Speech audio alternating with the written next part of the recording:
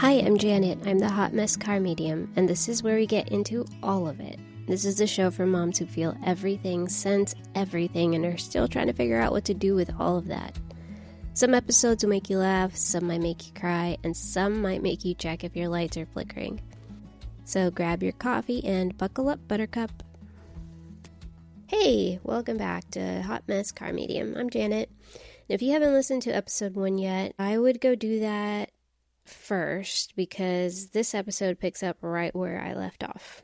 In the last episode, I told you about the dream, the one that I carried for almost 20 years and didn't tell anybody about it. And I ended on the moment I finally decided to do something about it, where I found Kristen, the awesome medium. And this episode is about what happened when I did do that. So before I get into the reading, I need to go into more detail about the lights, because I feel like I didn't do it justice. And they were getting impossible to ignore. Then one day at home, like I told you, I was sick, the lights started flickering. And I want to get really specific about this again, because there's a difference between the light bulb dying and what this was.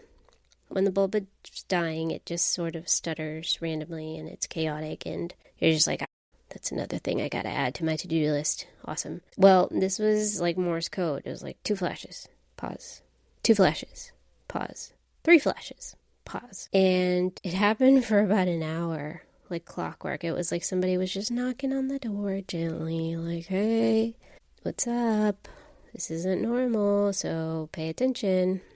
But, like any good human, I was like, absolutely not. No, not gonna do that. And then that's when they were like, all right, I guess we gotta knock louder. So then my daughter's Jesus Loves Me book that only goes off to sing if you open it went off while it was on a desk. A shelf, and it was sandwiched between more books. So there was no way that this could have opened and played. And it just kept going. I thought, holy moly, what? And yes, if you didn't listen to episode 1, what I did was what any mature adult would do, was put my covers over my head, because I was like, absolutely not. No, we're not going to do this. Now, I know something was clearly trying to communicate with me in those very patient, methodical, deliberate ways. And my response was like, not today. No, thank you. And I hid under my lion blanket, those really thick winter blankets, like my brother's dog, Roxy. Shout out Roxy. During a thunderstorm. That girl is terrified. But I wasn't ready, Like my brain had not caught up yet. So the covers, pretend to sleep, we'll deal with this later. And hopefully never. Except later happened and loomed over me for a long time. I couldn't stop thinking about it. I mentioned it to my husband, and I was like, hey, weird things are happening. The lights are going off. This really strange thing. Jesus Loves Me went off. And I was like, I think I need to see a medium. And he looked at me and said, I don't believe in that. No way. And I get it. Like, until that point, I would have thought of it either like, I'm not going to that. Was I fascinated by the shows? Absolutely. Yes. Obsessed. But I really thought, okay, well, someone's trying to deliver a message. I guess I should listen to them because they went out of their way. Yeah. That's how much of a people pleaser I was. I even wanted to please the people that weren't embodied. Yes. Now, I want to be honest about what I was expecting walking into this, but really I was on the phone, so dialing into this, because it was a phone reading. And I told you I'd found this medium. Her name is Kristen, and I booked a session. And when I talked to her, I genuinely didn't know what was about to happen. I think part of me expected it to be very theatrical, like a performance, like Whoopi Goldberg in Ghost. Like she would tell me all of these things and be like, Janet, you in trouble, girl. But it wasn't like that at all. Yeah, it wasn't. Almost immediately, Kristen said, hey, I have a woman here. And I think it's your grandmother. And then my chest got tight. I was like, oh my God, this is happening. It's happening. Because my grandmother wasn't just my grandmother. We weren't even allowed to call her abuela, abuelita, abuela. None of that. She was Mama Rosa. She was a mom for everybody. Her own kids, but her kids' to everyone. And we were really close. She was awesome. Like, we'd fight and we'd laugh and we'd watch Mr. Rogers together and Sesame Street and Sábado Gigante, all of the things. So I really missed her. And then Kristen said, she keeps saying something. I don't speak much Spanish, but she keeps saying, mi niña, my girl. And I was like, oh my gosh.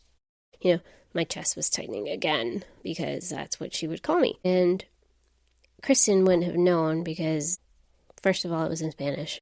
And second of all, this is the first time that we had talked outside of Messenger where we were like, yeah, let's schedule this. But Mama Rosa had found the phone. And Kristen said, she's telling me that you can do this too. And I was like, excuse me? She's like, yeah, she's saying you're a medium too. And I was like, nah. The most spiritually evolved response. Nuh-uh. But Kristen smiled. I could hear it from the phone, and she kept going. And at some point in the reading, all the weird experiences I had before made sense. The dream in 8th grade, not being able to sleep alone in the dark, knowing things. Side note, I still can't sleep in the dark if I am by myself. So when my husband goes out of town, you bet your happy self I have all the lights on. And I do sleep with the sleeping mask. It's a weird thing. I don't know. I can't explain it. I'm almost 40 and this is just what I do. So she told me a lot of other things, and I have them written down somewhere. But there were just a few things that stood out. You know, the whole, hey, you're a medium. And Mama Rosa just being there. So when we hung up, I just kind of sat there. My brain did this thing that I could only describe as arrows. It went like, what the actual F just happened?